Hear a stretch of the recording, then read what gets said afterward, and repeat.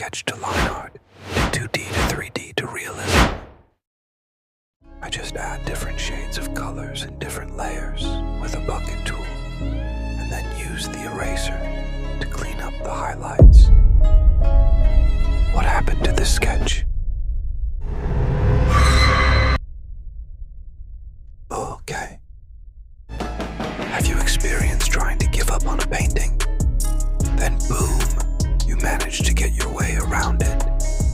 I gave up like 10 times because it gets boring.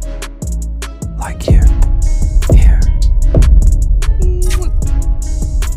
And that's how we discovered Black Panther with red lips.